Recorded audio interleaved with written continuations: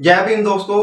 मेरा नाम है हनी आजाद और ਤੁਸੀਂ इस समय अंबेडकर सेना ऑफ इंडिया के यूट्यूब चैनल के द्वारा भारतीय संविधान का अध्ययन करने जा रहे हो, इनू पढ़न जा रहे हो। दोस्तों मैं हनी आजाद थानू भारतीय संविधान के तुसी दर्शन कर लो। कई साडे मिशनरी साथी जो बाबा साहब अंबेडकर जी की विचारधारा नाल जुड़े हुए ने ते बाबा साहब की सोच के उत्ते पहरा देने लिए तैयार ने, नाल ही भारतीय संविधान नू बचाउण विच अपनी जी जान लाने लिए तैयार ने। लेकिन उन्हां विचों बहुत सारे मेरे साथियों ने अजे तक भी भारतीय संविधान के दर्शन नहीं किए होंगे।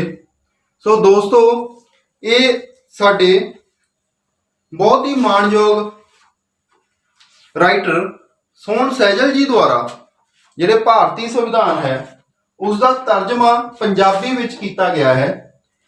इंग्लिश विच जे असी देखिए भारतीय संविधान जिहड़ा the constitution of India universal publisher द्वारा ये छापिया जाता है, जो कि पूरे देश के तमाम जो लॉ स्टूडेंट्स या फिर प्रोफैसर या जिन्ने भी जो एडवोकेट्स जजेस हैगे ने वो ज़्यादा यूनिवर्सल जो कंपनी है ये द्वारा छापे गए bare act constitution of India नू पढ़ के ही अपना फैसला सुनाते हैं या कॉन्स्टिट्यूशन नू लागू करने की कोशिश करते हैं, या फिर होर बहुत सारिया कंपनियां जिवें कि प्रोफैशनल या गर्ग इन्हां सारिया कंपनीज के जिहड़े छापे हुए संविधान ने इंग्लिश दे विच उसनूं ही इस्तेमाल करते हैं। दोस्तों ये जो संविधान है जो तुसी मेरे हाथ विच देख रहे हो, ये मानयोग सोहन सैजल जी द्वारा इसे इंग्लिश वाले संविधान की पंजाबी विच तर्जमा किया गया है। सो दोस्तों इसनूं मैं सारे वीरां अगे एक बेनती करनी चाहांगा कि इस भारतीय संविधान का एक उतारा हर एक मिशनरी अपने घर दे विच इनू रखे, चाहे उन्होंने सजावट के तौर पर रखे, चाहे उस विचों उस विच दिती हुए प्रावधानां नूं पढ़ के अपनी जिंदगी नूं या अपने समाज नूं सुधारन की कोशिश करना चाहता होवे, या कोई भी जो एक्टिविटी करना चाहता आ, तो मेरा सारे वीरां नूं सत्कारयोग वीरां नूं ये बेनती है कि भारत दा संविधान दी ये जो कापी है ये सब तो सोहनी दिखण वाली कापी है, इनू अपने घर में जरूर रखो। दूसरे पासे देखिए, देखो जो इंडिया की पार्लीमेंट है वो दिखाई गई है, तो ये पिछे जो बाबा साहब ने अपनी कॉन्स्टिट्यूएंट असैंबली विच संविधानक सभा विच अपने भाषण विच कईयां होईयां गल्लां वो लिखी हुई है। वो कहते सन संविधान चाहे कितना भी चंगा होवे, जे इसनूं लागू करने वाले लोग चंगे नहीं हन तो संविधान निश्चित ही बुरा साबित होवेगा, निश्चित ही बुरा साबित होवेगा। जबकि संविधान जो है साडे देश का संविधान पूरी दुनिया विच सारे दुनिया के जिन्ने भी शासक ने हर एक देश का जो PM है प्रेजिडेंट है, तो उन्होंने ये गल मनी है कि जो भारतीय संविधान है डॉक्टर BR अंबेडकर जी द्वारा ये लिखा हुआ संविधान सारे संविधानों तो सब तो उत्तम संविधान है। सो दोस्तों अज की डेट में जो हाथरस जिले विच यूपी के एक जिले हाथरस में जो घटना वापरी है उसनूं देख के तो इंज ही लगता है कि जिवें इस संविधान बहुत चंगा है साडा, लेकिन इनू लागू करने वाले लोग साडे जिहड़े ने वो चंगे नहीं हैगे ने। तो इस करके ये नतीजे वजों भारतीय संविधान ही बुरा साबित हो रहा है इस वक्त। तो इस तो इलावा असीं ये कहांगे कि संविधान बाबा साहब ने यह भी कहा कि संविधान कितना भी बुरा क्यों ना होवे, चाहे बुरा ही बनिया है पर फिर भी जे इसनूं लागू करने वाले लोग चंगे होणगे तां यह संविधान जिहड़ा चंगा साबित होवेगा। इस तो इलावा दोस्तों असीं अज भारतीय संविधान दे बारे आउटलाइन देखांगे ਕਿ ਭਾਰਤੀ ਸੰਵਿਧਾਨ ਦੀ ਆਊਟਲਾਈਨ ਕੀ ਕਹਿੰਦੀ ਹੈਗੀ ਹੈ। ਭਾਰਤੀ ਸੰਵਿਧਾਨ ਉਹ ਮਤਲਬ ਆਪਾਂ ਸਾਰੇ ਦਾ ਸਾਰਾ 1 ਘੰਟੇ ਦੇ ਵਿੱਚ ਸਾਰਾ ਸੰਵਿਧਾਨ ਦੇਖ ਲਾਂਗੇ ਕਿ ਵਾਕਈ ਵਿੱਚ ਭਾਰਤੀ ਸੰਵਿਧਾਨ ਜਿਹੜਾ ਹੈ ਉਹਦੇ ਵਿੱਚ ਕੀ ਕੀ ਰੱਖਿਆ ਗਿਆ, ਬਾਬਾ ਸਾਹਿਬ ਦੇ ਦੁਆਰਾ ਕਿਆ ਕਿਆ ਰੱਖਿਆ ਗਿਆ ਸੀ ਇਹਦੇ ਵਿੱਚ। ਸਾਥੀਓ, ਜੇ ਭਾਰਤੀ ਸੰਵਿਧਾਨ ਨੂੰ ਆਪਾਂ ਮੋٹے ਤੌਰ 'ਤੇ ਸਮਝਣਾ ਹੋਵੇ, ਮੋٹے ਤੌਰ 'ਤੇ ਜੇ ਸਮਝਣਾ ਹੋਵੇ ਤਾਂ ਇਸ ਨੂੰ ਆਪਾਂ 3 ਹਿੱਸਿਆਂ ਵਿੱਚ ਮੋٹے ਤੌਰ 'ਤੇ ਵੰਡ ਸਕਦੇ ਹਾਂ।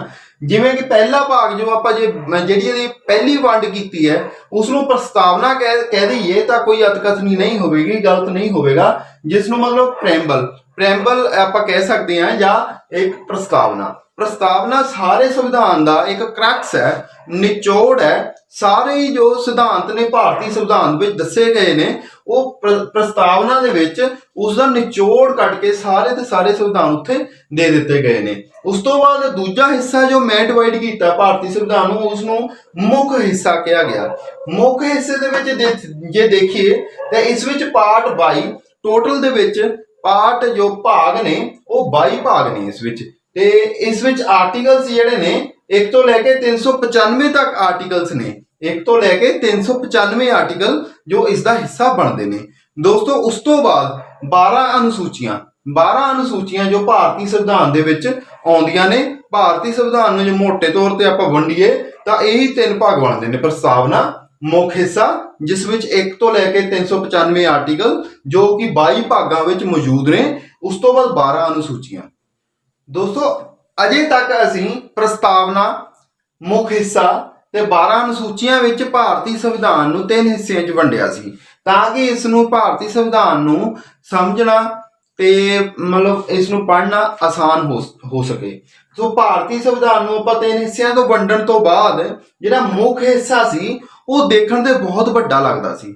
ਸੋ ਦੋਸਤੋ, ਮੁੱਖ ਹਿੱਸੇ ਨੂੰ ਆਪਾਂ ਅੱਗੇ ਜਿਹੜਾ ਆ ਉਹ ਛੋਟੇ ਹਿੱਸਿਆਂ ਦੇ ਵਿੱਚ ਫਿਰ ਤੋਂ ਵੰਡ ਕੇ ਇਹਨੂੰ 101 ਤੋਂ ਲੈ ਕੇ 395 ਆਰਟੀਕਲਸ ਨੂੰ ਆਪਾਂ ਛੋਟੇ ਹਿੱਸਿਆਂ 'ਚ ਵੰਡ ਦਿੱਤਾ ਤਾਂ ਕਿ ਇਹਨਾਂ ਨੂੰ ਸਮਝਣਾ ਹੋਰ ਆਸਾਨ ਹੋ ਸਕੇ। ਕਿਉਂਕਿ ਜੇ ਇਕੱਠਾ ਹੀ ਦੇਖੀਏ ਤੇ ਇਕੱਠਾ ਹੀ ਮੰਨ ਲਓ ਇੱਕ ਕਨਸਟੀਟਿਊਸ਼ਨ ਦੀ ਕਿਤਾਬ ਹੈ ਇੰਡੀਅਨ ਪੋਲਿਟੀ, ਜੇ ਇਹਨੂੰ ਆਪਾਂ ਦੇਖੀਏ ਤੇ ਇਹ ਐਡੀ ਮੋਟੀ ਹੈ ਕਿਤਾਬ ਤੇ ਇਹਨੂੰ ਪੜ੍ਹਨਾ ਇੱਕਦਮ ਜੇ ਦੇਖੀਏ ਇਹਨੂੰ ਪੜ੍ਹਨਾ ਬੜਾ ਔਖਾ ਲੱਗੇਗਾ। ਜੇ ਆਪਾਂ ਦੇਖੀਏ ਕਿ ਇੱਕ ਨਜ਼ਰ 'ਚ ਇਹਨੂੰ ਪੜ੍ਹਨਾ ਤਾਂ ਬੜਾ ਔਖਾ ਲੱਗੇਗਾ। ਜੇ ਅਸੀਂ ਲੇਕਿਨ ਇਹਦੇ ਇੰਡੈਕਸ ਤੋਂ ਚੱਕ ਕੇ ਇਹਦੇ ਵਿੱਚ 25 ਮੰਨ ਲਓ 25 ਜਿਹੜੇ ਇਹਦੇ ਵਿੱਚ ਚੈਪਟਰ ਨੇ ਤੇ ਇਸ 25 ਚੈਪਟਰਸ ਨੂੰ ਹੀ ਯਾਦ ਕਰ ਲਈਏ ਤਾਂ ਵੀ ਅਸੀਂ ਸਮਝਾਂਗੇ ਕਿ ਇਹ ਸੰਵਿਧਾਨ ਬੜਾ ਸੌਖਾ ਹੈ, ਸਾਨੂੰ ਥੋੜੀ ਬਹੁਤ ਜਿਹੜੀ ਹੈ ਇਸ ਦੀ ਜੋ ਸਮਝ ਆ ਚੁੱਕੀ ਹੈ। ਸੋ ਦੋਸਤੋ, ਇਸ ਮੁੱਖ ਹਿੱਸੇ ਨੂੰ ਜੋ ਕਿ ਸਭ ਤੋਂ ਵੱਡਾ ਭਾਗ ਹੈ ਇਸ ਨੂੰ ਅਸੀਂ ਡਿਵਾਈਡ ਕਰਦੇ ਹਾਂ। ਦੋਸਤੋ, ਜਦੋਂ ਇਸ ਨੂੰ ਅਸੀਂ ਡਿਵਾਈਡ ਕਰਦੇ ਹਾਂ ਤਾਂ ਪਹਿਲਾਂ ਮੈਂ ਇਹਨੂੰ ਇਸ ਜਿਹੜਾ 22 ਭਾਗ ਨੇ ਇਸ ਵਿੱਚ 1 ਤੋਂ ਲੈ ਕੇ 395 ਆਰਟੀਕਲ ਨੇ, ਇਹਨਾਂ ਨੂੰ ਬਹੁਤ ਹੀ ਮਤਲਬ ਛੋਟੇ ਗਰੁੱਪਸ ਵਿੱਚ ਡਿਵਾਈਡ ਕੀਤਾ ਤਾਂ ਕਿ ਤੁਹਾਨੂੰ ਬਿਲਕੁਲ ਹੀ ਸਮਝ ਲੱਗ ਜਾਏ, ਤੁਹਾਨੂੰ ਬਿਲਕੁਲ ਯਾਦ ਰਹਿਣ, ਇਹਨਾਂ ਨੂੰ ਯਾਦ ਕਰਨਾ ਬਹੁਤਾ ਔਖਾ ਨਾ ਲੱਗੇ। ਸੋ ਦੋਸਤੋ, ਛੋਟੇ ਭਾਗਾਂ ਵਿੱਚ ਮੈਂ ਇਹਨੂੰ ਵੰਡਿਆ। ਪਹਿਲਾਂ ਤਾਂ 22 ਵਿੱਚੋਂ 2 ਭਾਗ ਜਿਹੜੇ ਪਹਿਲਾ ਤੇ ਦੂਜਾ ਭਾਗ ਨੂੰ ਮੈਂ ਅਲੱਗ ਕਰ ਦਿੱਤਾ, ਉਹਨੂੰ ਇੱਕ ਛੋਟਾ ਜਿਹਾ ਗਰੁੱਪ ਬਣਾ ਦਿੱਤਾ ਜਿਹਨੂੰ ਆਪਾਂ ਬਾਅਦ ਵਿੱਚ ਡਿਟੇਲ 'ਚ ਪੜਾਂਗੇ। ਉਸ ਤੋਂ ਬਾਅਦ ਯਾਨੀ ਰਹਿ ਗਏ 1 ਤੇ 2 ਨਿਕਲ ਗਏ, ਉਸ ਤੋਂ ਬਾਅਦ 3 ਤੋਂ ਲੈ ਕੇ 22 ਰਹਿ ਗਏ, ਯਾਨੀ 20 ਭਾਗ ਰਹਿ ਗਏ। 3 ਤੋਂ ਲੈ ਕੇ 22 'ਚੋਂ 2 ਭਾਗ ਨਿਕਲ ਗਏ, 20 ਰਹਿ ਗਏ ਨਾ। ਤੇ ਉਸ ਤੋਂ ਬਾਅਦ ਦੋਸਤੋ ਆਉਂਦਾ ਜੀ ਜਿਸ ਦਾ ਨਾਮ ਮੈਂ ਛੋਟੇ ਜਿਹੇ ਇੱਕ ਗਰੁੱਪ ਬਣਾਇਆ ਜਿਸ ਦਾ ਨਾਮ ਰੱਖਿਆ ਗੋਲਸ, ਯਾਨੀ ਮਨੋਰਥ। ਜਿਹੜੇ ਭਾਰਤੀ ਸੰਵਿਧਾਨ ਨੂੰ ਬਣਾਉਣ ਪਿੱਛੇ ਮਨੋਰਥ ਕੀ ਸੀ, ਜਾਂ ਸਾਡੇ ਭਾਰਤੀ ਸੰਵਿਧਾਨ ਨੂੰ ਬਣਾਉਣ ਪਿੱਛੇ ਮਨੋਰਥ ਇਹ ਸੀਗਾ ਕਿ ਇੱਕ ਨਵਾਂ ਰਾਸ਼ਟਰ ਨਿਰਮਾਣ ਕੀਤਾ ਜਾ ਸਕੇ ਜਿਸ ਵਿੱਚ ਸਾਰੇ ਹੀ ਜੋ ਸਿਟੀਜ਼ਨਸ ਨੇ ਉਹਨਾਂ ਨੂੰ ਸਮਤਾ, ਸਮਾਨਤਾ, ਨਿਆਂ ਤੇ ਭਾਈਚਾਰਾ ਜਿਹੜਾ ਪ੍ਰਾਪਤ ਹੋ ਸਕੇ। ਸੋ ਦੋਸਤੋ, ਇਹ ਸਮਤਾ, ਸਮਾਨਤਾ, ਨਿਆਂ ਤੇ ਭਾਈਚਾਰਾ ਜੋ ਹੈ ਇਹੀ ਜੋ ਹੈ ਇਸਦੇ ਗੋਲ ਨੇ। ਭਾਰਤੀ ਸੰਵਿਧਾਨ ਨੂੰ ਬਣਾਉਣ ਦੇ ਜਾਂ ਰਾਸ਼ਟਰ ਦਾ ਨਿਰਮਾਣ ਕਰਨ ਦੇ ਗੋਲਸ ਕੀ ਆ, ਮਨੋਰਥ ਇਹੀ ਨੇ ਕਿ ਹਰ ਇੱਕ ਇਨਸਾਨ ਨੂੰ, ਇੱਥੋਂ ਦੇ ਰਹਿਣ ਵਾਲੇ ਹਰ ਇੱਕ ਸਿਟੀਜ਼ਨ ਨੂੰ ਸਮਤਾ, ਸਮਾਨਤਾ, ਭਾਈਚਾਰਾ ਤੇ ਨਿਆਂ ਦੀ ਵਿਵਸਥਾ ਕੀਤੀ ਜਾ ਸਕੇ। ਦੋਸਤੋ, ਇਸ ਤੋਂ ਬਾਅਦ ਗੋਲਸ ਜਿਹੜੇ ਆ ਉਹ ਮਤਲਬ ਕਿ ਮਨੋਰਥ ਆ ਜਿਹੜੇ, ਇਹਨਾਂ ਨੂੰ ਅਚੀਵ ਕਰਨ ਦੇ ਲਈ ਸਾਨੂੰ ਸਾਧਨ ਚਾਹੀਦੇ ਸੀ। ਸਾਧਨ ਜਿਹੜੇ ਆ ਉਹ ਮੀਨਸ ਦੇ ਰੂਪ ਵਿੱਚ, ਜਾਂ ਮੀਨਸ ਆ ਜਿਹੜੇ ਪੰਜਾਬੀ 'ਚ ਆਪਾਂ ਸਾਧਨ ਕਹਿੰਦੇ, ਇੰਗਲਿਸ਼ ਵਿੱਚ ਮੀਨਸ ਇਹਨਾਂ ਨੂੰ ਕਹਿੰਦੇ ਆ, ਉਹ ਮੀਨਸ ਦੱਸੇ ਗਏ ਆ 5 ਤੋਂ 19 ਤੱਕ। 5 ਤੋਂ 19 ਤੱਕ ਇਹਨਾਂ ਸਾਧਨਾਂ ਇਹਨਾਂ ਮਨੋਰਥਾਂ ਨੂੰ ਅਚੀਵ ਕਰਨ ਦੇ ਲਈ ਇਹ ਮੀਨਸ ਰੱਖੇ ਸੀ, ਇਹ ਸਾਧਨ ਰੱਖੇ ਸੀ 5 ਤੋਂ ਲੈ ਕੇ 19 ਤੱਕ, ਜਿਨ੍ਹਾਂ ਵਿੱਚ ਮੰਨ ਲਓ ਜਿਹੜਾ ਆ ਪ੍ਰਧਾਨ ਮੰਤਰੀ, ਰਾਸ਼ਟਰਪਤੀ, ਉਪ ਰਾਸ਼ਟਰਪਤੀ, council of ministers, honourable supreme court of India, high courts of India, governor of a state, CM of a state, council of minister in the state, ਮਤਲਬ ਇਦਾਂ ਦੀਆਂ ਪਾਰਲੀਮੈਂਟ ਦੀ ਸੈਂਟਰ ਲੈਵਲ ਐਂਡ ਉਸ ਤੋਂ ਬਾਅਦ ਜਿਹੜੀਆਂ ਵਿਧਾਨ ਪਾਲਿਕਾ ਨੇ ਉਹ ਸਟੇਟ ਲੈਵਲ ਤੇ, ਵਿਧਾਨ ਪਰਿਸ਼ਦ ਨੇ ਉਹ ਜਿਹੜੀਆਂ ਸਿਸਟਮ ਆ, ਇਹ ਮੀਨਸ ਹੈ, ਇਹ ਜਿਹੜਾ ਮੀਨਸ ਹੈ, ਮੀਨਸ ਮਤਲਬ ਉਹ ਮਨੋਰਥਾਂ ਨੂੰ ਪੂਰਾ ਕਰਨ ਦੇ ਲਈ ਜਿਹੜੇ ਆ ਉਹ ਸਾਨੂੰ ਸਾਧਨ ਚਾਹੀਦੇ ਸੀ, ਉਹ ਸਾਧਨ ਇੱਥੇ ਲਿਖੇ ਨੇ 5 ਤੋਂ ਲੈ ਕੇ 19 ਤੱਕ। ਇਹ 5 ਤੋਂ ਲੈ ਕੇ 19 ਤੱਕ ਇਹ ਕਾਫੀ ਵੱਡਾ ਜਿਹੜਾ ਆ ਇਹ ਗਰੁੱਪ ਬਣ ਜਾਂਦਾ। ਇਹਦੇ ਵਿੱਚ ਲਗਭਗ ਜਿਹੜੇ ਨੇ ਲਗਭਗ ਇਹਦੇ ਵਿੱਚ ਇਹ 13-14 ਜਿਹੜੇ ਪਾਰਟ ਬਣ ਜਾਂਦੇ ਨੇ। 13-14 ਪਾਰਟ ਦਾ ਇਹ ਜਿਹੜਾ ਹਿੱਸਾ ਆ ਮੀਨਸ ਜਿਹਨੂੰ ਮੈਂ ਨਾਮ ਦਿੱਤਾ, ਇਹ ਕਾਫੀ ਬੜਾ ਹੈ ਤੇ ਇਸ ਨੂੰ ਜਿਹੜਾ ਆ ਅੱਗੇ ਡਿਵਾਈਡ 3 ਹਿੱਸਿਆਂ ਦੇ ਵਿੱਚ ਕੀਤਾ ਤਾਂ ਕਿ ਇਹਨੂੰ ਸਮਝਣਾ ਹੋਰ ਵੀ ਜ਼ਿਆਦਾ ਆਸਾਨ ਹੋ ਜਾਵੇ। ਸੋ ਦੋਸਤੋ 5 ਤੋਂ ਲੈ ਕੇ 10 ਤੱਕ ਜਿਹੜੇ ਨੇ ਉਹ elected directly by the public, public ਇਹਨਾਂ ਨੂੰ ਡਾਇਰੈਕਟਲੀ ਇਲੈਕਟ ਕਰਦੀ ਹੈ, ਪਬਲਿਕ ਇਹਨਾਂ ਨੂੰ ਡਾਇਰੈਕਟਲੀ ਇਲੈਕਟ ਕਰਦੀ ਹੈ। ਦੂਸਰੇ ਪਾਸੇ ਇਹਨਾਂ ਦੇ ਵਿੱਚ ਰਿਲੇਸ਼ਨਸ ਸੈਂਟਰ ਦਾ ਸਟੇਟ ਦੇ ਨਾਲ ਜਾਂ ਯੂਟੀ ਨਾਲ ਕੀ ਰਿਲੇਸ਼ਨ ਹੋਏਗਾ, ਸਟੇਟ ਦਾ ਸਟੇਟ ਦੇ ਨਾਲ ਜਾਂ ਯੂਟੀ ਦੇ ਨਾਲ ਕੀ ਰਿਲੇਸ਼ਨ ਹੋਏਗਾ। ਇਹ 11 ਤੋਂ ਲੈ ਕੇ ਜਿਹੜੇ 13 ਭਾਗ ਨੇ ਇਹਨਾਂ ਦੇ ਵਿੱਚ ਰਿਲੇਸ਼ਨਸ ਦੱਸੇ ਨੇ ਆਪਸ ਵਿੱਚ। ਰਿਲੇਸ਼ਨ ਕਿਹੋ ਜਿਹੇ, ਵਿਧਾਨ ਪਾਲਿਕਾ ਦੇ ਕਿਹੜੇ ਰਿਲੇਸ਼ਨ ਹੋਣਗੇ, ਵਿਧਾਨ ਬਣਾਉਣ ਦੇ ਕਿਹੜੇ ਕਿਹੜੇ ਰਿਲੇਸ਼ਨ ਹੋਣਗੇ, ਉਸ ਤੋਂ ਬਾਅਦ ਜਿਹੜੇ ਆਪਣੇ ਐਡਮਿਨਿਸਟ੍ਰੇਟਿਵ ਰਿਲੇਸ਼ਨ ਕਿਹੜੇ ਕਿਹੜੇ ਹੋਣਗੇ, ਯਾਨੀ ਕਿ ਐਡਮਿਨਿਸਟ੍ਰੇਸ਼ਨ ਮਤਲਬ ਹੁਕਮ, ਡਾਇਰੈਕਸ਼ਨਸ ਜਾਰੀ ਕਰਨੀਆਂ, ਹੁਕਮ ਜਾਰੀ ਕਰਨੇ। ਮੰਨ ਲਓ ਆਪਣੀ ਜਿਹੜੇ ਕੋਈ ਵੀ ਕੋਵਿਡ-19 ਦੇ ਰਿਗਾਰਡਿੰਗ ਮਿਨਿਸਟਰੀ ਆਫ ਇੰਡੀਆ ਨੇ ਕੋਈ ਹੁਕਮ ਜਾਰੀ ਕੀਤਾ ਵੀ ਕੋਵਿਡ-19 ਦੇ ਦੌਰਾਨ ਕੋਈ ਵੀ ਜਿਹੜਾ ਬੰਦਾ ਹੈ ਬਾਹਰ ਨਹੀਂ ਨਿਕਲਿਆ ਜਾਵੇਗਾ। ਉਸ ਨੂੰ ਕਿਹਾ ਕਿ DC ਜਿਹੜੇ ਵੀ ਸਟੇਟ ਦੇ ਜਾਂ ਡਿਸਟ੍ਰਿਕਟ ਵਿੱਚ ਜੋ DC ਲੱਗੇ ਹੋਏ ਨੇ ਜਾਂ DM ਨੇ, ਉਹ DM ਜਿਹੜੇ ਆ ਉਹਨਾਂ ਨੂੰ ਐਗਜ਼ੀਕਿਊਟ ਕਰਨਗੇ, ਇਸ ਕਾਨੂੰਨ ਨੂੰ, ਕਰਫਿਊ ਦੇ ਕਾਨੂੰਨ ਨੂੰ ਐਗਜ਼ੀਕਿਊਟ ਕਰਨ, ਤੇ ਉਹ ਜਿਹੜੇ ਫਿਰ ਐਗਜ਼ੀਕਿਊਟ ਕਰਦੇ ਨੇ। ਤੇ ਉਹ ਐਡਮਿਨਿਸਟ੍ਰੇਟਿਵ ਰਿਲੇਸ਼ਨਸ ਜਿਹੜੇ ਨੇ, ਯਾਨੀ ਸੈਂਟਰ ਜੋ ਸਟੇਟ ਨੂੰ ਹਦਾਇਤਾਂ ਦਿੰਦੀ ਹੈ, ਸਟੇਟ ਜੋ ਨਾ ਮੰਨੇ ਤੇ ਸਟੇਟ ਦੇ ਵਿੱਚ ਰਾਸ਼ਟਰਪਤੀ ਰੂਲ ਲਾਗੂ ਹੋ ਸਕਦਾ ਆਰਟੀਕਲ 365 ਦੇ ਅਧੀਨ। ਤੇ ਇਸ ਕਰਕੇ ਇਹ ਜਿਹੜੇ ਰਿਲੇਸ਼ਨਸ ਪੜ੍ਹਨੇ ਬਹੁਤ ਜ਼ਰੂਰੀ ਨੇ, ਇਹਨਾਂ ਦੀ ਜਾਣਕਾਰੀ ਸਾਨੂੰ ਹੋਣੀ ਬਹੁਤ ਜ਼ਰੂਰੀ ਹੈ। ਉਸ ਤੋਂ ਬਾਅਦ ਦੋਸਤੋ 14 ਤੋਂ ਲੈ ਕੇ 19 ਤੱਕ ਜਿਹੜੇ ਆ ਉਹ not elected by directly by the people. ਇੱਥੇ ਪਹਿਲਾਂ ਪਬਲਿਕ ਜਾਂ ਪੀਪਲ ਦੇ ਦੁਆਰਾ ਡਾਇਰੈਕਟਲੀ ਇਲੈਕਟਡ 5 ਤੋਂ ਲੈ ਕੇ 10 ਤੱਕ, ਇੱਥੇ ਨੋਟ ਡਾਇਰੈਕਟਲੀ ਇਲੈਕਟਡ ਬਾਈ ਦੀ ਪਬਲਿਕ ਜਾਂ ਪੀਪਲ। ਇਹ 14 ਤੋਂ ਲੈ ਕੇ 19 ਤੱਕ 6 ਜਿਹੜੇ ਭਾਗ ਆ ਇਹ ਇਹਦੇ ਵਿੱਚ ਆਉਂਦੇ ਨੇ, 6 ਭਾਗ ਇਹਦੇ ਵਿੱਚ ਆਉਂਦੇ ਨੇ। ਠੀਕ ਹੈ, ਇਸ ਨੂੰ ਆਪਾਂ ਜੇ ਡਾਇਰੈਕਟਲੀ ਆ ਤਿੰਨ ਗਰੁੱਪ, ਛੋਟੇ ਛੋਟੇ ਗਰੁੱਪ ਨੇ, ਇਹਨਾਂ ਨੂੰ ਆਪਾਂ ਜੁਆਇੰਟ ਕਰ ਲਈ ਤੇ ਵੱਡਾ ਗਰੁੱਪ ਬਣ ਜਾਂਦਾ, ਜਿਹਨੂੰ ਆਪਾਂ ਸਾਧਨ ਕਿਹਾ। ਸਾਧਨ ਕਾਹਦੇ ਲਈ? ਇਹਨਾਂ ਮਨੋਰਥਾਂ ਨੂੰ, ਇਹਨਾਂ ਗੋਲਸ ਨੂੰ ਅਚੀਵ ਕਰਨ ਦੇ ਲਈ ਸਾਧਨ। 5 ਤੋਂ ਲੈ ਕੇ 19 ਜਿਹੜੇ ਭਾਗ ਨੇ ਇਹਨਾਂ ਮਨੋਰਥਾਂ ਨੂੰ ਅਚੀਵ ਕਰਨ ਦੇ ਲਈ ਇਹ ਸਾਧਨ ਨੇ, ਸਾਧਨ। ਠੀਕ ਹੈ ਦੋਸਤੋ, ਇਸ ਤੋਂ ਬਾਅਦ ਦੇਖੀਏ ਤਾਂ ਇੱਥੇ ਤੱਕ ਜੋ ਪੂਰੇ ਦਾ ਪੂਰਾ ਸੰਵਿਧਾਨ ਲਿਖ ਕੇ ਤਿਆਰ ਹੋ ਗਿਆ। ਇਸ ਤੋਂ ਬਾਅਦ ਮੈਂ ਮਤਲਬ ਕਿ ਜੋ ਵੀ ਹੈਗਾ ਆ ਉਹ ਬਹੁਤ ਇੰਪੋਰਟੈਂਟ ਆ, ਬਟ ਫਿਰ ਵੀ ਇੱਥੋਂ 1 ਤੋਂ ਲੈ ਕੇ 19 ਤੱਕ ਜਿਹੜੇ ਭਾਗ ਨੇ ਇਹਦੇ ਵਿੱਚ ਪੂਰੀ ਤਰ੍ਹਾਂ ਸੰਵਿਧਾਨ ਜਿਹੜਾ ਆ ਬਣ ਕੇ ਜਿਹੜਾ ਆ ਉਹ ਪੂਰੀ ਤਰ੍ਹਾਂ ਤਿਆਰ ਹੋ ਗਿਆ। ਇਸ ਤੋਂ ਜਿਹੜਾ ਇਲਾਵਾ ਜੇ ਇਹ ਨਾ ਵੀ ਹੁੰਦੇ ਤਾਂ ਵੀ ਜਿਹੜਾ ਸਾਡਾ ਦੇਸ਼ ਚੱਲ ਸਕਦਾ ਸੀ, ਲੇਕਿਨ ਬਾਬਾ ਸਾਹਿਬ ਨੇ ਸੋਚਿਆ ਕਿ ਜੇ ਇੱਥੇ ਤੱਕ ਬਣਾ ਦਿੱਤਾ ਤੇ ਇਸ ਨੂੰ ਜਿਹੜੇ ਆ ਮਨੂਵਾਦੀ ਲੋਕ ਜਾਂ ਫਿਰ ਜਿਹੜੇ ਪੂੰਜੀਵਾਦੀ ਲੋਕ ਆ ਰਾਜਨੀਤੀਵਾਨਾਂ ਦੇ ਨਾਲ ਮਿਲ ਕੇ, ਇਹਨਾਂ ਦੇ ਨਾਲ ਹਮਸਲਾ ਹੋ ਕੇ, ਤੇ ਇਹ ਹੋ ਸਕਦਾ ਕਿ ਇਸ ਸੰਵਿਧਾਨ ਨੂੰ ਚੇਂਜ ਕਰ ਦੇਣ ਰਾਤੋਂ ਰਾਤ, ਹੋ ਸਕਦਾ ਸੀ। ਇਸ ਸੰਵਿਧਾਨ ਨੂੰ ਬਾਬਾ ਸਾਹਿਬ ਜਿਹੜੇ ਆ ਉਹਨਾਂ ਨੂੰ ਪਤਾ ਸੀ ਕਿ ਮੇਰੀ ਜਿਹੜੀ ਜ਼ਿੰਦਗੀ ਹੈ ਇਹ ਬਹੁਤ ਛੋਟੀ ਹੈ ਤੇ ਕੰਮ ਬਹੁਤ ਵੱਡੇ ਕੀਤੇ, ਬਹੁਤ ਵੱਡੇ ਕਰਨੇ ਨੇ। ਤੇ ਉਹਨਾਂ ਨੇ ਜਿਹੜਾ ਕੀ ਕੀਤਾ, ਉਹਨਾਂ ਨੇ ਕਿਹਾ ਕਿ ਜੇ ਮੈਂ ਨਾ ਰਿਹਾ ਤੇ ਹੋ ਸਕਦਾ ਮੈਂ ਇਸ ਸੰਵਿਧਾਨ ਨੂੰ ਬਣਾ ਕੇ ਚਲ ਜਾਵਾਂ, ਜੇ ਮੈਂ ਕੱਲ ਨੂੰ ਨਾ ਰਿਹਾ ਤੇ ਜਿਹੜੇ ਮੇਰੇ ਤੋਂ ਬਾਅਦ ਪੂੰਜੀਵਾਦੀ ਲੋਕ, ਜੋ ਮਨੂਵਾਦੀ ਲੋਕ ਨੇ, ਰਾਜਨੀਤੀਵਾਨਾਂ ਦੇ ਨਾਲ ਮਿਲ ਕੇ ਰਾਤੋਂ ਰਾਤ ਇਹਨੂੰ ਖਤਮ ਕਰ ਸਕਦੇ ਨੇ। ਪਰ ਲੇਕਿਨ ਉਹਨਾਂ ਨੇ ਇੱਕ ਜਿਹੜਾ ਆਰਟੀਕਲ 368 ਪਾ ਦਿੱਤਾ। ਇਸ ਦੇ ਨਾਲ ਜੋ ਭਾਰਤੀ ਸੰਵਿਧਾਨ ਨੂੰ ਇੰਨੀ ਮਜ਼ਬੂਤੀ ਮਿਲ ਗਈ, ਇੰਨੀ ਜ਼ਿਆਦਾ ਇਹ ਤਾਕਤਵਰ ਬਣ ਗਿਆ ਭਾਰਤੀ ਸੰਵਿਧਾਨ ਜਿਹੜਾ, ਇਹ ਸਾਡਾ ਜਿਹੜਾ ਭਾਰਤੀ ਸੰਵਿਧਾਨ ਹੈ ਇਹ ਇੰਨਾ ਤਾਕਤਵਰ ਬਣ ਗਿਆ ਕਿ ਇਸ ਵਿੱਚ ਤਬਦੀਲੀ ਕਰਨ ਵਾਲੇ ਜੋ ਮਨੂਵਾਦੀ ਲੋਕ ਨੇ ਜਾਂ ਫਿਰ ਜਿਹੜੇ ਪੂੰਜੀਵਾਦੀ ਲੋਕ ਨੇ ਉਹ 100 ਵਾਰ ਸੋਚਦੇ ਨੇ ਕਿ ਇਸ ਵਿੱਚ ਤਬਦੀਲੀ ਕਰੀਏ ਤਾਂ ਕਰੀਏ ਕਿਵੇਂ। ਸੋ ਦੋਸਤੋ ਇਸ ਵਿੱਚ ਇੱਕ ਵਾਰੀ ਜਿਹੜਾ ਹੈ ਕੋਸ਼ਿਸ਼ ਵੀ ਕੀਤੀ ਗਈ, ਸ਼੍ਰੀਮਤੀ ਇੰਦਰਾ ਗਾਂਧੀ ਜੋ ਕਿ ਆਪਣੇ ਭਾਰਤੀ ਸੰਵਿਧਾਨ ਦੇ ਮੁਤਾਬਕ ਜੋ ਇੱਥੋਂ ਦੇ PM ਰਹੇ ਨੇ, ਸ਼੍ਰੀਮਤੀ ਇੰਦਰਾ ਗਾਂਧੀ, ਉਹਨਾਂ ਨੇ 42ਵੀਂ ਅਮੈਂਡਮੈਂਟ ਦੇ ਥਰੂ 1976 ਦੇ ਵਿੱਚ 42ਵੀਂ ਅਮੈਂਡਮੈਂਟ ਦੇ ਥਰੂ ਤੇ 24ਵੀਂ ਅਮੈਂਡਮੈਂਟ 1971 ਦੇ ਥਰੂ ਇਸ ਵਿੱਚ ਬਹੁਤ ਵੱਡੇ ਲੈਵਲ ਤੇ ਤਬਦੀਲੀ ਕਰਨ ਦੀ ਕੋਸ਼ਿਸ਼ ਕੀਤੀ। ਇਸ ਆਰਟੀਕਲ ਦੇ ਵਿੱਚ ਤਬਦੀਲੀ ਕਰਨ ਦੀ ਕੋਸ਼ਿਸ਼ ਕੀਤੀ ਕਿਉਂਕਿ ਇਹੀ ਉਹਨਾਂ ਦੀ ਗਲੇ ਦਾ ਜਿਹੜਾ ਸਭ ਤੋਂ ਵੱਡੀ ਹੱਡੀ ਬਣਿਆ ਹੋਇਆ ਸੀ ਕਿ ਅਸੀਂ ਇਹਨਾਂ ਨੂੰ ਚੇਂਜ ਕਰਨਾ ਚਾਹੁੰਦੇ ਆ, ਇਸ ਨੂੰ ਅਸੀਂ ਰਾਤੋਂ ਰਾਤ ਖਤਮ ਕਰਨਾ ਚਾਹੁੰਦੇ ਆ, ਲੇਕਿਨ 368 ਆਰਟੀਕਲ ਸਾਨੂੰ ਇਹ ਕਰਨ ਨਹੀਂ ਦਿੰਦਾ। ਆਰਟੀਕਲ 368 ਭਾਗ 20ਵਾਂ ਜਿਹੜਾ ਆ ਇਹ ਸਾਨੂੰ ਇਹ ਕੰਮ ਕਰਨ ਨਹੀਂ ਦਿੰਦਾ। ਇਹ ਸਾਨੂੰ ਕਹਿੰਦਾ ਹੈ ਕਿ ਜੇ ਅਸੀਂ ਇਹਨੂੰ ਤਬਦੀਲ ਕਰਨਾ ਹੈ ਤੇ ਸਾਨੂੰ ਸਪੈਸ਼ਲ ਮੈਜੋਰਟੀ ਦੀ ਲੋੜ ਪੈਣੀ ਹੈ ਉਸ ਤੋਂ ਇਲਾਵਾ ਇਹ ਵੀ ਕਹਿੰਦਾ ਕਿ ਕੁਝ ਆਰਟੀਕਲ ਇਹਦੇ ਇਦਾਂ ਦੇ ਨੇ, ਕੁਝ ਭਾਗ ਇਹਦੇ ਇਦਾਂ ਦੇ ਨੇ ਜਿਨ੍ਹਾਂ ਨੂੰ ਚੇਂਜ ਕਰਨ ਦੇ ਲਈ ਸਾਨੂੰ ਜਿਹੜੀਆਂ ਸਾਰੀਆਂ ਸਟੇਟਾਂ ਨੇ, ਇਸ ਵੇਲੇ 28 ਸਟੇਟਾਂ ਨੇ, ਉਹਨਾਂ ਦੇ ਅੱਧ ਤੋਂ ਜ਼ਿਆਦਾ ਜਿਹੜੀਆਂ ਸਟੇਟਸ ਨੇ ਉਹਨਾਂ ਤੋਂ ਰੈਟੀਫਿਕੇਸ਼ਨ ਦੀ ਲੋੜ ਪਵੇਗੀ। ਰੈਟੀਫਿਕੇਸ਼ਨ ਦਾ ਮਤਲਬ ਮਨਜ਼ੂਰੀ ਲੈਣੀ ਪਵੇਗੀ।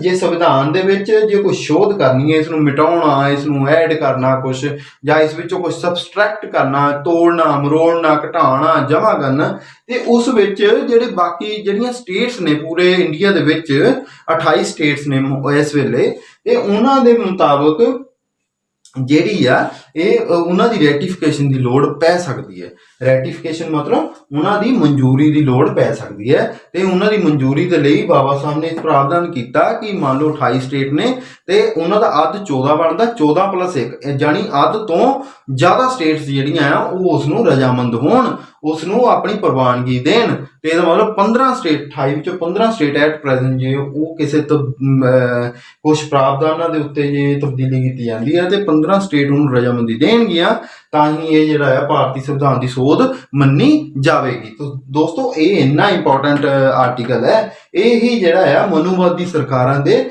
ਗਾਲੇ ਦੀ ਹੱਡੀ ਬਣਿਆ ਹੋਇਆ ਸੀ। ਤੇ ਮਾਨਯੋਗ ਉਹਨਾਂ ਦੀ ਕੁਰਸੀ ਨੂੰ ਕਹਿ ਰਿਹਾ, ਉਹਨਾਂ ਦਾ ਜਿਸ ਸਤਿਕਾਰ ਦੇ ਰਿਹਾ, ਮੈਂ PM ਦੀ ਕੁਰਸੀ ਨੂੰ ਸਤਿਕਾਰ ਦੇ ਰਿਹਾ, ਲੇਕਿਨ ਜੋ ਉਹਨਾਂ ਨੇ ਨਮੋਸ਼ੀ ਭਰੇ ਸ਼ਬਦ, ਸ਼੍ਰੀਮਤੀ ਇੰਦਰਾ ਗਾਂਧੀ ਨੇ ਜਿਹੜੇ ਨਮੋਸ਼ੀ ਭਰੇ ਸ਼ਬਦ ਜਿਹੜੇ ਇਸ ਵਿੱਚ ਐਡ ਕੀਤੇ ਸੀ, ਜਿਹੜੀ ਇਹਦੇ ਵਿੱਚ ਚੌਥੀ ਤੇ 5ਵੀਂ ਕਲੌਜ਼ ਜਿਹੜੀ 42ਵੀਂ ਅਮੈਂਡਮੈਂਟ 1976 ਦੇ ਵਿੱਚ ਜਿਹੜੀ ਐਡ ਕੀਤੀ ਸੀ, ਉਸਨੇ ਤਾਂ ਸਾਨੂੰ ਸ਼ਰਮਸਾਰ ਕੀਤਾ ਸੀ। ਉਸਨੇ ਭਾਰਤੀ ਸੰਵਿਧਾਨ ਨੂੰ ਸ਼ਰਮਸਾਰ ਕੀਤਾ ਸੀ। ਉਸਨੇ ਭਾਰਤੀ ਸੰਵਿਧਾਨ ਨੂੰ ਬਣਾਉਣ ਵਾਲੇ ਜਿੰਨੇ ਵੀ ਸਾਡੇ ਨੇਤਾ ਨੇ, ਜਿੰਨੇ ਵੀ ਸਾਡੇ ਰਹਿਬਰ ਹੋਏ ਨੇ, ਉਹਨਾਂ ਨੂੰ ਸ਼ਰਮਸਾਰ ਕੀਤਾ ਸੀ। ਉਸ ਵਿੱਚ ਇਹ ਤੱਕ ਲਿਖ ਦਿੱਤਾ ਸੀ ਕਿ ਪਾਰਲੀਮੈਂਟ ਜਿਹੜੀ ਹੈ ਇਸ ਦੇਸ਼ ਦੀ ਸੰਸਦ ਹੈ, ਯਾਨੀ ਇਸ ਦੇਸ਼ ਦੇ ਜੋ ਹੁਕਮਰਾਨ ਨੇ ਉਹ ਭਾਰਤੀ ਸੰਵਿਧਾਨ ਦਾ ਕੋਈ ਵੀ ਹਿੱਸਾ, ਭਾਵੇਂ ਉਹ ਗੋਲ ਮਨੋਰਥ ਨੇ, ਚਾਹੇ ਉਹ ਫੰਡਾਮੈਂਟਲ ਰਾਈਟਸ ਨੇ, ਉਹਨਾਂ ਨੂੰ ਵੀ ਚੇਂਜ ਕਰ ਸਕਦੀ ਹੈ। ਤੇ ਉਹਨਾਂ ਨੂੰ ਚੇਂਜ ਕਰਨ ਲੱਗਿਆਂ ਉਹ ਮਾੜਾ ਜਿਹਾ ਵੀ ਸ਼ਰਮ ਮਹਿਸੂਸ ਨਹੀਂ ਕਰੇਗੀ, ਤੇ ਨਾਲ ਹੀ ਜੇ ਕੋਈ ਉਹਦੇ ਵਿੱਚ ਚੇਂਜ ਕਰ ਦਿੱਤੀ, ਤਬਦੀਲੀ ਲੈ ਆਂਦੀ, ਤਾਂ ਉਸ ਤਬਦੀਲੀ ਨੂੰ ਕਿਸੇ ਵੀ ਕੋਰਟ ਵਿੱਚ, ਕਿਸੇ ਵੀ ਜਿਹੜੇ ਗਰਾਊਂਡ ਦੇ ਉੱਤੇ ਚੈਲੰਜ ਨਹੀਂ ਕੀਤਾ ਜਾ ਸਕਦਾ। ਇਹ ਭਾਰਤੀ ਸੰਵਿਧਾਨ ਦੀ ਜਿਹੜੀ ਆਰਟੀਕਲ 368 ਦੇ ਵਿੱਚ ਸ਼੍ਰੀਮਤੀ ਇੰਦਰਾ ਗਾਂਧੀ ਦੇ ਦੁਆਰਾ ਇਹ ਸ਼ਬਦ ਲਿਖੇ ਗਏ ਸੀ, ਜੋ ਕਿ ਬਾਅਦ ਵਿੱਚ ਮਾਨਯੋਗ ਸੁਪਰੀਮ ਕੋਰਟ ਨੇ Minerva mill versus union of India 1980 ਦੇ ਕੇਸ ਵਿੱਚ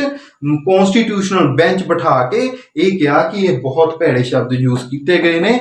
ਇਹ ਪਾਰਲੀਮੈਂਟ ਨੇ ਆਪਣੀ ਜਿਹੜੀ ਪਾਵਰ ਹੈ ਉਹਦਾ ਨਜਾਇਜ਼ ਫਾਇਦਾ ਉਠਾ ਕੇ ਇਸ ਵਿੱਚ ਐਡ ਕਰ ਦਿੱਤੇ। ਇਹਨਾਂ ਨੂੰ ਅਸੀਂ ਨਲੀਫਾਈ ਕਰਦੇ ਹਾਂ, ਇਹਨਾਂ ਨੂੰ ਅਸੀਂ ਖਾਰਜ ਕਰਦੇ, ਇਹਨਾਂ ਨੂੰ ਅਸੀਂ ਖਤਮ ਕਰਦੇ ਹਾਂ। ਸੋ ਦੋਸਤੋ ਗੱਲ ਇਹ ਹੈ ਕਿ ਇਹ ਆਰਟੀਕਲ ਬਹੁਤ ਇੰਪੋਰਟੈਂਟ ਹੈ, ਇਹਨੂੰ ਆਪਾਂ ਡਿਟੇਲ ਚ ਪੜਾਂਗੇ ਦੋਸਤੋ। ਉਸ ਤੋਂ ਬਾਅਦ ਜੋ ਪਾਰਟ 21 ਹੈ ਇਹ ਟੈਂਪਰੇਰੀ ਯਾਨੀ ਆਰਜੀ ਤੌਰ ਤੇ, यानी कि टैंपरेरी तौर पर जो प्रोविजनस या स्पैशल प्रोविजन या प्रिविलेजेस दित्तियां जानियां उन्हां दी गल करदी ट्रांजिशनल तौर पर या special provision regarding some states etcetera which जिद्दां सम हाई कोर्ट्स दे रिगार्डिंग भी जिहड़ियां स्पैशल प्रोविजनस बनाए गए ने। कुछ स्टेट्स जिद्दां आंध्र प्रदेश, अरुणाचल प्रदेश, आसाम, बोडोलैंड भी जिहनूं कहंदे ने, ਮੋਸਟਲੀ ਜਿਹੜੀਆਂ ਨਾਰਥ ਈਸਟਰਨ ਸਟੇਟਸ ਨੇ ਉਹਨਾਂ ਨੂੰ ਵੀ 7 ਸਿਸਟਰ ਸਟੇਟਸ ਨੇ ਉਹਨਾਂ ਨੂੰ, ਜਾਂ ਫਿਰ ਜਿਹੜੀ ਹੈ ਜੰਮੂ ਕਸ਼ਮੀਰ ਦੇ ਰਿਗਾਰਡਿੰਗ ਤੁਸੀਂ ਸੁਣਿਆ ਹੋਵੇਗਾ ਆਰਟੀਕਲ ਜਿਹੜਾ 370 ਜਿਹੜਾ ਆਰਟੀਕਲ ਹੈ ਉਹ ਇਸੇ ਹੀ ਭਾਗ ਦਾ ਹਿੱਸਾ ਹੈ, ਇਸੇ ਹੀ ਭਾਗ ਦਾ ਹਿੱਸਾ ਹੈ। ਤੁਸੀਂ ਦੇਖੋ ਕਿ ਜਿਹੜਾ 20ਵਾਂ ਭਾਗ ਹੈ ਉਹਦੇ ਵਿੱਚ 368 ਆਰਟੀਕਲ ਤੋਂ ਬਾਅਦ 21ਵਾਂ ਭਾਗ ਆਉਂਦਾ, ਇਸ ਤੋਂ ਬਾਅਦ ਕਿਹੜਾ ਆਰਟੀਕਲ ਆਏਗਾ 369, ਉਸ ਤੋਂ ਬਾਅਦ 370, यानी 369 ਤੋਂ ਲੈ ਕੇ 370 ਨੂੰ ਵੀ ਵਿੱਚ ਇਨਕਲੂਡ ਕਰ ਲਈਏ ਤਾਂ ਉਹ ਭਾਗ 21 ਦਾ ਹਿੱਸਾ ਹੈ। 370 ਆਰਟੀਕਲ ਜਿਹੜਾ ਹੈ ਕਾਫੀ ਜਿਹੜਾ ਹੈ ਇਹ ਚਰਚਾ ਚ ਰਿਹਾ ਸੀ ਪਿੱਛੇ ਜੇ 2019 ਦੇ ਵਿੱਚ ਇਸ ਨੂੰ ਲਗਭਗ ਜਿਹੜਾ ਆ ਖਤਮ ਕੀਤਾ ਗਿਆ, ਲਗਭਗ ਪੂਰਾ ਖਤਮ ਨਹੀਂ ਕੀਤਾ ਗਿਆ, ਲਗਭਗ ਇਸ ਨੂੰ ਖਤਮ ਕੀਤਾ ਗਿਆ ਤੇ ਜਿਹੜਾ ਜੰਮੂ ਕਸ਼ਮੀਰ ਨੂੰ ਸਪੈਸ਼ਲ ਸਟੇਟਸ ਦਿੱਤਾ ਗਿਆ ਉਸ ਨੂੰ ਜਿਹੜਾ ਹੈ ਉਹ ਵਾਪਸ ਲਿਆ ਗਿਆ, ਉਸ ਨੂੰ ਖਤਮ ਕੀਤਾ ਗਿਆ। ਸੋ ਦੋਸਤੋ ਉਸ ਤੋਂ ਬਾਅਦ ਲਾਸਟ ਦੇ ਵਿੱਚ ਆਰਟੀਕਲ 22 ਭਾਗ ਆਉਂਦਾ ਹੈ, 22 ਭਾਗ ਜਿਹੜਾ ਇਹਦੀ ਲਾਸਟ ਆਉਂਦਾ ਹੈ, ਇਹਨੂੰ ਆਪਾਂ ਇੰਟਰੋਡਕਸ਼ਨ ਆਫ ਕਨਸਟੀਟਿਊਸ਼ਨ ਕਹਿ ਸਕਦੇ ਹਾਂ। ਇੰਟਰੋਡਕਸ਼ਨ ਮਤਲਬ ਇਸ ਦੀ ਭੂਮਿਕਾ, ਭਾਰਤੀ ਸੰਵਿਧਾਨ ਦੀ ਭੂਮਿਕਾ ਹੈ। ਪਹਿਲੇ ਤਾਂ ਇਹਦੇ ਵਿੱਚ ਦੱਸਿਆ ਕਿ ਇਸ ਦਾ ਨਾਮ ਕੀ ਹੋਏਗਾ, ਫਿਰ ਇਹਦੀ ਲਾਗੂ ਹੋਣ ਦੀ ਮਿਤੀ ਦੱਸੀ ਹੈ। ਇਸ ਵਿੱਚ ਬਹੁਤ ਸਾਰੀਆਂ ਜਿਹੜੀਆਂ ਪ੍ਰੋਵੀਜ਼ਨਸ ਹੈ ਉਹ 26 ਨਵੰਬਰ 1949 ਨੂੰ ਹੀ ਲਾਗੂ ਕਰ ਦਿੱਤੀਆਂ ਗਈਆਂ ਸਨ ਤੇ ਕੁਝ ਜਿਹੜੀਆਂ ਪ੍ਰੋਵੀਜ਼ਨਸ ਬਾਕੀ ਦੀਆਂ ਸੀਗੀਆਂ ਉਹਨਾਂ ਨੂੰ 26 ਜਨਵਰੀ 1950 ਦੇ ਵਿੱਚ ਜੋ ਹੈ ਲਾਗੂ ਕੀਤਾ ਗਿਆ। ਸਾਰੀਆਂ ਗੱਲਾਂ ਬਾਤਾਂ ਇਹਦੇ ਵਿੱਚ ਭੂਮਿਕਾ ਵਾਲੇ ਪਾਰਟ ਵਿੱਚ, ਇੰਟਰੋਡਕਸ਼ਨ ਵਾਲੇ ਪਾਰਟ 'ਚ ਇਹ ਗੱਲ ਲਿਖੀ ਗਈ ਹੈ ਪਾਰਟ 22 ਦੇ ਵਿੱਚ। ਸੋ ਦੋਸਤੋ ਹੁਣ ਤੱਕ ਜੋ ਆਪਾਂ ਪੜ੍ਹਿਆ, ਹੁਣ ਤੱਕ ਆਪਾਂ ਉਹ ਓਵਰਆਲ ਜਿਹੜਾ ਆ ਇੱਕ ਆਈਡੀਆ ਜਿਹਾ ਲੈ ਲਿਆ ਕਿ ਕਨਸਟੀਟਿਊਸ਼ਨ ਜਾਣੀ ਕਿ ਭਾਰਤੀ ਸੰਵਿਧਾਨ ਐਕਚੁਅਲੀ ਹੈ ਕੀ ਆ, ਇਹ ਕਿੱਦਾਂ ਬਣਿਆ ਹੋਇਆ, ਕਿੱਦਾਂ ਇਹਦੇ ਵਿੱਚ ਜੋ ਤਬਦੀਲੀਆਂ ਕੀਤੀਆਂ ਗਈਆਂ। ਲੇਕਿਨ ਦੋਸਤੋ ਆ 12 ਅਨੁਸੂਚੀਆਂ ਬਾਰੇ ਆਪਾਂ ਦੇਖਿਆ ਨਹੀਂ। 12 ਅਨੁਸੂਚੀਆਂ ਨੂੰ ਵੀ ਅਸੀਂ ਦੇਖ ਲਈਏ। ਅਨੁਸੂਚੀਆਂ ਦਾ ਮਤਲਬ ਹੁੰਦਾ ਲਿਸਟ। ਇਸ 12 ਅਨੁਸੂਚੀਆਂ ਵਿੱਚ 12 ਲਿਸਟਾਂ ਨੇ, ਲਿਸਟਾਂ, ਠੀਕ ਹੈ। ਜਿੱਦਾਂ ਆਪਾਂ ਅਨੁਸੂਚਿਤ ਜਾਤੀ ਦਾ ਕਹਿੰਦੇ ਆ, ਅਨੁਸੂਚਿਤ ਜਾਤੀ ਉਹ ਜਾਤੀਆਂ ਨੇ ਜਿਨ੍ਹਾਂ ਨੂੰ ਇੱਕ ਲਿਸਟ ਬਣਾ ਕੇ ਸੰਵਿਧਾਨ ਦੇ ਵਿੱਚ ਦੱਸ ਦਿੱਤਾ ਕਿ ਇਹ ਲਿਸਟ ਜਿਹੜੀ ਹੈ ਇਹ ਸ਼ਡਿਊਲਡ ਕਾਸਟ ਹੋਣਗੀਆਂ, ਇਹ ਅਨੁਸੂਚਿਤ ਜਾਤੀਆਂ ਹੋਣਗੀਆਂ ਜਾਂ ਇਹ ਅਨੁਸੂਚਿਤ ਜਨਜਾਤੀਆਂ ਹੋਣਗੀਆਂ। ਤੇ ਇਹ ਅਨੁਸੂਚੀ ਦਾ ਜਿਹੜਾ ਮੀਨਿੰਗ ਹੈ ਇਹ ਹੈਗਾ ਲਿਸਟ। 12 ਅਨੁਸੂਚੀਆਂ ਦੇ ਵਿੱਚ ਆਮ ਤੌਰ ਤੇ ਲਿਸਟ ਹੀ ਹੈ।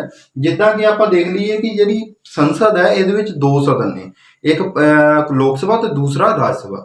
ਲੋਕ ਸਭਾ ਦੇ ਵਿੱਚ ਜਿਹੜੇ ਅਸੀਂ ਇੱਥੋਂ ਚੁਣ ਕੇ MP ਭੇਜਦੇ ਆ ਉਹ ਲੋਕ ਸਭਾ ਦੇ ਵਿੱਚ ਬਹਿੰਦੇ ਨੇ ਤੇ ਰਾਜ ਸਭਾ ਦੇ ਵਿੱਚ ਅਸੀਂ ਉਹਨਾਂ ਨੂੰ ਚੁਣ ਕੇ ਜਿਹੜਾ ਆ ਨਹੀਂ ਭੇਜਦੇ, ਉਹਨਾਂ ਨੂੰ ਸਾਡੇ ਜਿਹੜੇ ਸਟੇਟਸ ਦੇ MLA ਹੁੰਦੇ ਨੇ ਉਹ ਉਹਨਾਂ ਨੂੰ ਚੁਣ ਕੇ ਭੇਜਦੇ ਨੇ। ਸੋ ਦੋਸਤੋ ਇਸ ਦੀ ਚੌਥੀ ਅਨੁਸੂਚੀ ਦੇ ਵਿੱਚ ਇਹ ਲਿਖਿਆ ਗਿਆ ਹੈ ਕਿ ਕਿਹੜੀ ਸਟੇਟ ਤੋਂ ਕਿੰਨੇ ਮੈਂਬਰ ਜਿਹੜੇ ਆ ਰਾਜ ਸਭਾ ਦੇ ਵਿੱਚ ਚੁਣ ਕੇ ਜਾਣਗੇ। ਰਾਜ ਸਭਾ ਦੇ ਵਿੱਚ ਪੰਜਾਬ ਤੋਂ ਕਿੰਨੇ ਮੈਂਬਰ ਚੁਣ ਕੇ ਜਾਂਦੇ ਨੇ, ਇਹਦੇ ਵਿੱਚ ਚੌਥੀ ਅਨੁਸੂਚੀ ਉਸ ਵਿੱਚ ਪੰਜਾਬ ਤੋਂ ਕਿੰਨੇ ਮੈਂਬਰ ਜਾਂਦੇ ਨੇ, 7 ਮੈਂਬਰ ਜਿਹੜੇ ਆ ਉਹ ਰਾਜ ਸਭਾ ਦੇ ਵਿੱਚ ਜਾਂਦੇ ਨੇ। ਉਸ ਤੋਂ ਬਾਅਦ ਹਰਿਆਣੇ ਤੋਂ 8 ਜਿਹੜੇ ਮੈਂਬਰ ਨੇ ਉਹ ਚੁਣ ਕੇ ਜਾਂਦੇ ਨੇ। ਤੇ ਇਹ ਜਿਹੜੀ ਅਨੁਸੂਚੀ ਹੈ ਪੂਰੀ ਦੀ ਪੂਰੀ ਲਿਸਟ ਹੈ। ਮੈਂ ਤੁਹਾਨੂੰ ਦੱਸ ਦਿੰਦਾ, ਮੈਂ ਤੁਹਾਨੂੰ ਇੱਕ ਵਾਰੀ ਦਿਖਾ ਦਿੰਦਾ। ਤੇ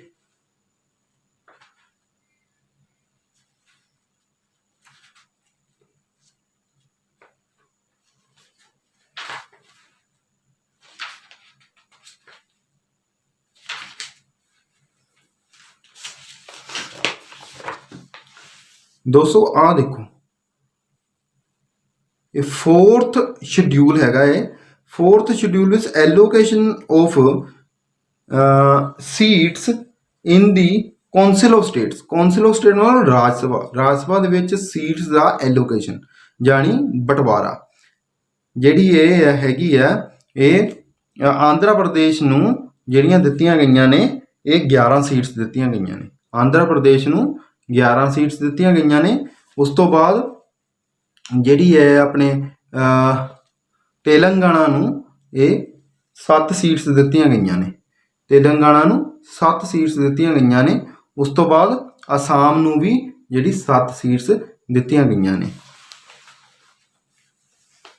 ਦੋਸਤੋ ਆ 16ਵੇਂ ਨੰਬਰ ਤੇ ਜਿਹੜੀ ਹੈ, 16ਵੇਂ ਨੰਬਰ ਤੇ ਦੇਖੋ ਵੀ ਜਿਹੜੀ ਆਪਣੇ ਪੰਜਾਬ ਹੈ, ਪੰਜਾਬ ਨੂੰ ਵੀ ਇਹ 7 ਸੀਟਸ ਜਿਹੜੀਆਂ ਇਹ ਦਿੱਤੀਆਂ ਗਈਆਂ ਨੇ।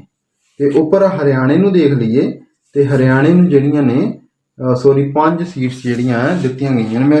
ਮੈਂ 8 ਲਿਖ ਦਿੱਤੀਆਂ, ਇਹ 5 ਸੀਟਸ ਜਿਹੜੀਆਂ ਦਿੱਤੀਆਂ ਗਈਆਂ ਨੇ, 5 ਸੀਟਸ ਹਰਿਆਣਾ। ਸੋ ਦੋਸਤੋ ਮੈਂ ਦੱਸਦਾ ਕਿ ਇਹ ਜਿਹੜੀ ਇਹ ਲਿਸਟ ਦਿੱਤੀ ਗਈ ਹੈ, ਇਹ ਸ਼ਡਿਊਲਸ ਦੇ ਵਿੱਚ ਦਿੱਤੀ ਗਈ ਹੈ। ਇਹ ਆਪਾਂ ਅਨੁਸੂਚੀ ਦਾ ਮਤਲਬ ਹੀ ਇਹ ਹੁੰਦਾ ਲਗਭਗ ਕਿ ਲਿਸਟ ਕਾਹਦੀ, ਕਿਸੇ ਵੀ ਚੀਜ਼ ਦੀ ਲਿਸਟ ਹੋ ਜਾਏ। ਜਿੱਦਾਂ ਤੀਸਰੀ ਅਨੁਸੂਚੀ ਦੇ ਵਿੱਚ ਸੌਹਾਂ ਦੀ ਲਿਸਟ ਹੈ, ਸੌਹਾਂ ਲਿਖੀਆਂ ਗਈਆਂ ਕਿ ਕਿਹੜੀ ਕਿਹੜੀ ਸਹੁੰ, ਜਿੱਦਾਂ ਰਾਸ਼ਟਰਪਤੀ ਜਦੋਂ ਚੁਣਿਆ ਜਾਂਦਾ ਤੇ ਉਹ ਸੰਵਿਧਾਨ ਦੀ ਜਿਹੜੀ ਸਹੁੰ ਖਾਂਦਾ, ਉਹ ਸਹੁੰ ਕਿੱਦਾਂ ਖਾਣੀ ਆ, ਉਹਦੀ ਪੂਰੀ ਦੀ ਪੂਰੀ ਫਾਰਮੈਟ ਲਿਖਿਆ ਹੋਇਆ। ਇਦਾਂ ਹੀ ਜਿਹੜਾ ਪ੍ਰਧਾਨ ਮੰਤਰੀ ਜਦੋਂ ਬਣੇਗਾ, ਪ੍ਰਧਾਨ ਮੰਤਰੀ ਉਹ ਕਿੱਦਾਂ ਸਹੁੰ ਖਾਏਗਾ, ਇੱਕ ਜੱਜ ਬਣੇਗਾ ਉਹ ਕਿੱਦਾਂ ਖਾਏਗਾ, ਇੱਕ ਸੁਪਰੀਮ ਕੋਰਟ ਦਾ ਜੱਜ, ਹਾਈ ਕੋਰਟ ਦਾ ਜੱਜ, ਹਰੇਕ ਜੱਜ ਦੀ ਹਰੇਕ ਜਿਹੜੀ ਅਹੁਦੇਦਾਰ ਆ, ਜਿਹੜੇ ਕੌਨਸਟੀਟਿਊਸ਼ਨਲ ਬੋਡੀਜ਼ ਆ, ਉਹਨਾਂ ਨੇ ਜਦੋਂ ਇੱਕ ਆਪਣੇ ਅਹੁਦੇ ਦੀ ਸਹੁੰ ਖਾਣੀ ਹੈ ਤੇ ਉਹ ਫਿਰ ਇਹਦੇ ਵਿੱਚ ਸਹੁੰਆਂ ਲਿਖੀਆਂ ਨੇ ਲਿਸਟ ਵਾਈਜ਼। ਸੋ ਇਹ ਅਨੁਸੂਚੀਆਂ ਨੇ, ਇਹ ਆਪਾਂ ਦੇਖ ਲਿਆ, ਇਹਦੇ ਵਿੱਚ ਜ਼ਿਆਦਾ ਕੁਝ ਖਾਸ ਹੈ ਨਹੀਂ। ਜ਼ਿਆਦਾ ਮੇਨ ਜਿਹੜੀ ਗੱਲ ਹੈ ਮੁੱਖ ਹਿੱਸਾ ਤੇ ਪ੍ਰੈਮਬਲ ਹੈ, ਤੇ ਇਹਦੇ ਉੱਤੇ ਜ਼ਿਆਦਾ ਕੰਸੈਂਟਰੇਟ ਕਰਨ ਦੀ ਲੋੜ ਹੈ। ਇਹ ਤਾਂ ਸਿਰਫ ਸਾਨੂੰ ਐਡੀਸ਼ਨਲ ਇਨਫੋਰਮੇਸ਼ਨ ਦਿੰਦੀ ਹੈ, ਐਡੀਸ਼ਨਲ। ਮਾਨਯੋਗ ਸਾਥੀਓ, ਮੈਂ ਇਹ ਦੱਸਣਾ ਚਾਹਾਂਗਾ ਕਿ ਜੋ ਭਾਰਤੀ ਸੰਵਿਧਾਨ ਬਾਰੇ ਮੈਂ ਇਹ ਸਾਰੀ ਇਨਫੋਰਮੇਸ਼ਨ ਦਿੱਤੀ ਹੈ, ਇਹ ਮਾਨਯੋਗ ਮੇਰੇ ਇੱਕ ਟੀਚਰ ਨੇ ਜਿਨ੍ਹਾਂ ਦਾ ਨਾਮ ਹੈ ਪੰਕਜ ਕੁਮਾਰ ਤ੍ਰਿਪਾਠੀ। ਉਹਨਾਂ ਦੀ ਪੰਕਜ ਵਿਧੀ ਪ੍ਰਵਾਹ ਨਾਂ ਦੀ ਇੱਕ ਆਨਲਾਈਨ ਜਿਹੜੀ ਹੈ ਇਹ ਕੋਚਿੰਗ ਸੈਂਟਰ ਚੱਲਦੇ ਨੇ, ਜਿਹੜਾ YouTube ਦੇ ਰਾਹੀਂ ਜਾਂ ਹੋਰ ਸਾਧਨਾਂ ਰਾਹੀਂ ਉਹ ਇਹ ਪੜ੍ਹਾਉਂਦੇ ਨੇ। ਤੇ ਮੈਂ ਉਹਨਾਂ ਦੇ ਕੋਲੋਂ ਭਾਰਤੀ ਸੰਵਿਧਾਨ ਦੀ ਜਿਹੜੀ ਹੈ ਇਹ ਸਿੱਖ ਲਈ ਸੀ। ਮੈਂ ਚਾਹੁੰਦਾ ਸੀ ਕਿ ਜੋ ਮੈਂ ਸਿੱਖਿਆ ਹੈ, ਮੈਂ ਇਹ ਜਿਹੜੇ ਸਾਡੇ ਦਲਿਤ ਸਮਾਜ ਜਾਂ ਜਿਹੜੇ ਆਪਣੇ ਦੱਬੇ ਕੁਚਲੇ ਲੋਕ ਜਿਹੜੇ ਹੈਗੇ ਨੇ, ਉਹਨਾਂ ਨੂੰ ਭਾਰਤੀ ਸੰਵਿਧਾਨ ਬਾਰੇ ਜਿਹੜੀ ਹੈ ਜਾਣਕਾਰੀ ਦੇਵਾਂ। ਤੇ ਭਾਰਤੀ ਸੰਵਿਧਾਨ ਬਾਰੇ ਜਾਣਕਾਰੀ ਦੇ ਕੇ ਮੈਂ ਇਸ ਜੋ ਲੋਕਾਂ ਨੂੰ ਅਵੇਅਰ ਕਰਾਂ, ਤੇ ਮੇਰਾ ਇਹ ਫਰਜ਼ ਬਣਦਾ ਸੀ ਇੱਕ ਐਡਵੋਕੇਟ ਹੋਣ ਦੇ ਨਾਤੇ। ਤੇ ਇਹਦੀ ਹੀ ਜਿਹੜੀ ਮੈਂ ਜਾਣਕਾਰੀ ਹੈ, ਭਾਰਤ ਦੇ ਸੰਵਿਧਾਨ ਦੀ ਜਾਣਕਾਰੀ ਇਸ ਵਿੱਚ ਦਿੱਤੀ ਹੈ। ਤੁਹਾਨੂੰ ਇਹ ਜਾਣਕਾਰੀ ਕਿੱਦਾਂ ਦੀ ਲੱਗੀ ਤੇ ਮੇਰਾ ਲੈਕਚਰ ਕਿਵੇਂ ਦਾ ਲੱਗਿਆ, ਪਲੀਜ਼ ਮੈਨੂੰ ਕਮੈਂਟ ਕਰਕੇ ਜ਼ਰੂਰ ਦੱਸਿਓ।